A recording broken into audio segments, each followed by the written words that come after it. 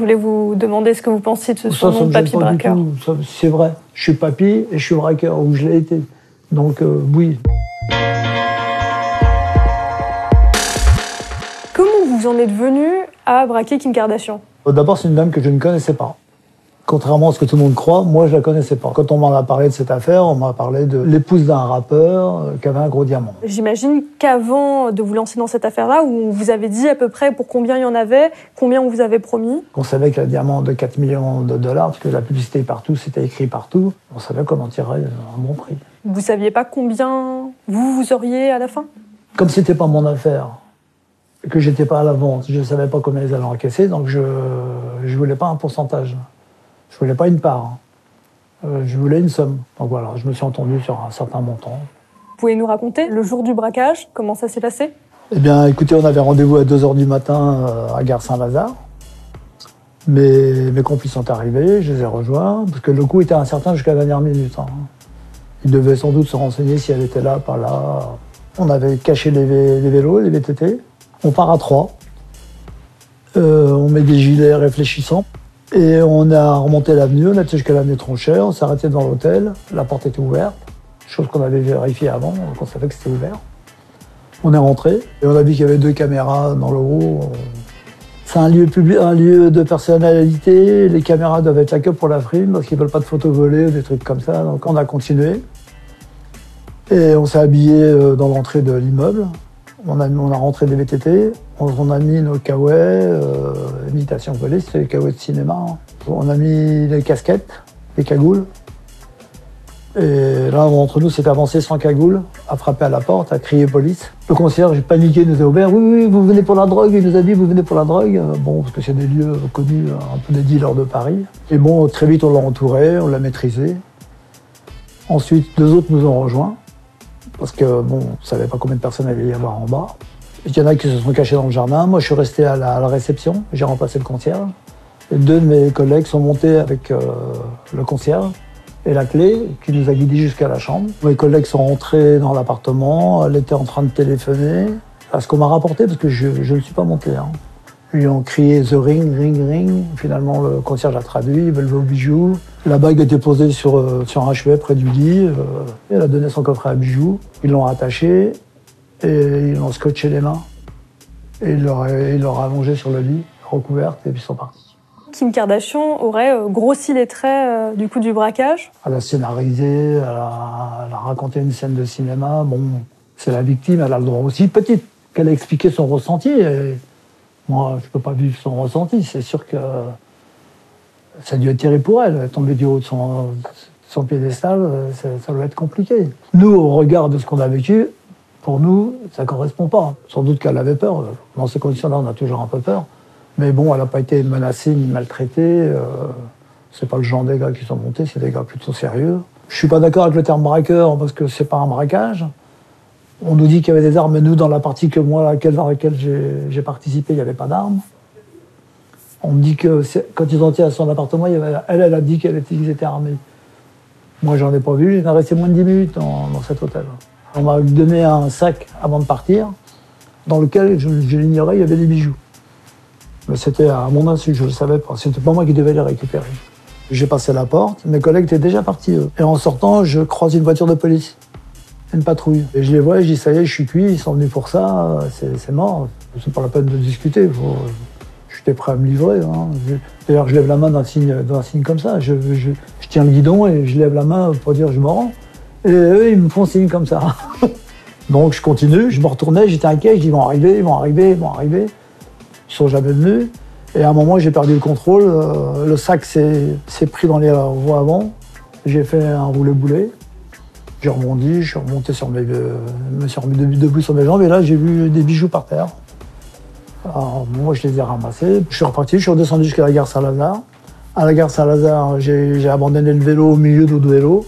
J'ai pris un taxi à la gare Saint-Lazare. Le taxi m'a emmené à Gare de l'Est. Ensuite, je suis remonté Gare du Nord, parce que comme vous savez, c'est juste à côté. Récupérer le véhicule que j'avais caché avec une voiture que j'avais plaquée. J'ai pris la voiture, j'ai rattrapé la porte de Saint-Ouen pour prendre le périphérique pour rentrer chez moi.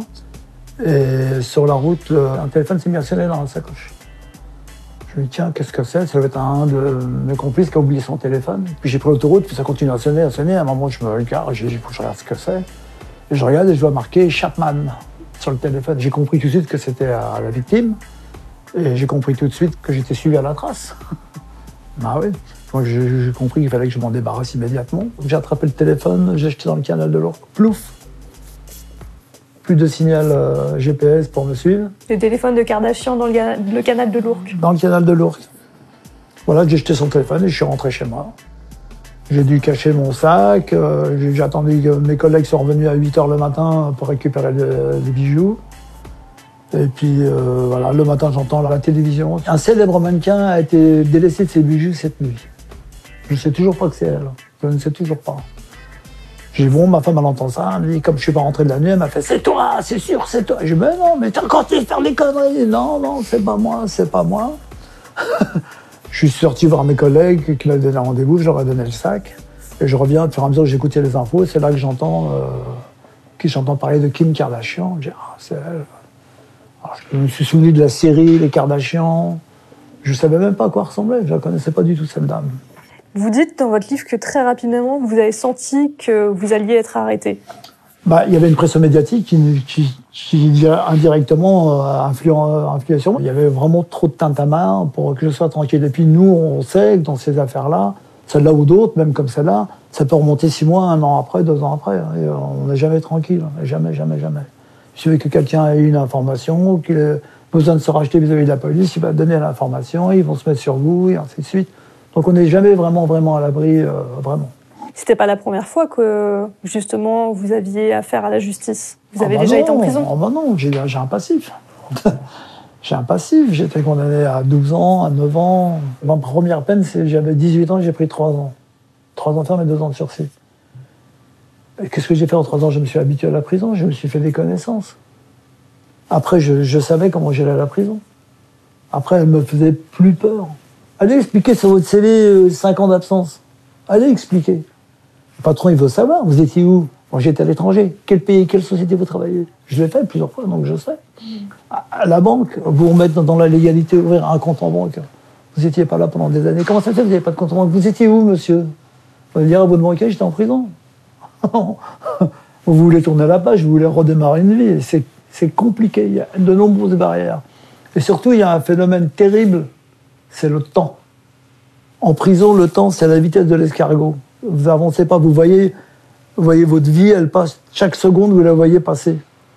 Et quand vous sortez, là, le temps, c'est la vitesse, le mur du son. Et tout d'un coup, vous prenez conscience de la durée d'une vie. Et vous dites, mais la vie est courte.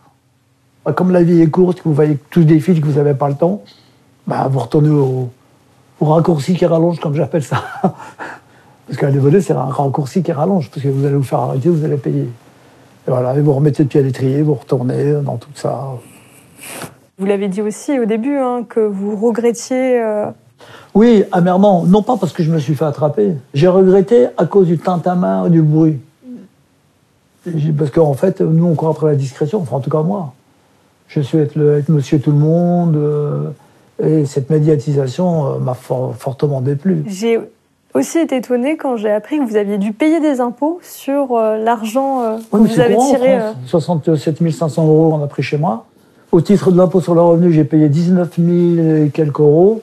Et en titre de redressement judiciaire, de redressement fiscal, j'en ai payé autant. Sur de l'argent qu'on vous a confisqué. Sur de l'argent qu'on m'a confisqué, bien sûr. C'est ça, la justice.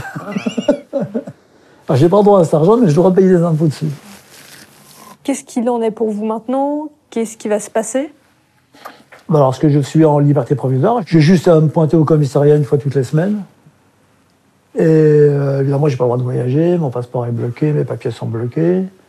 Et j'attends le jugement. Donc le dossier, l'instruction est close, mais on n'est pas encore renvoyé devant la cour d'assises ou devant le tribunal, parce que ça peut encore changer aussi. Hein. C'est suivant les actes d'accusation qui sont retenus. Vous n'avez pas peur de vous retrouver face à des avocats de quelqu'un d'aussi connu? Qu'est-ce que vous voulez qu'il raconte? Il va dire c'est une grande star, déchue, ou je sais pas quoi. Bon, je m'en fiche. Je m'en fiche, de toute façon, ils vont pas nous faire de cadeaux. Vous n'avez pas l'air très inquiet? Bah, je peux pas, je vis l'instant, je vis en ce moment, voilà. Quand la date approchera, bon, bah, je serai inquiet. Puis vous savez, j'ai beaucoup de problèmes de santé. Honnêtement, je sais même pas si je serai là à l'audience.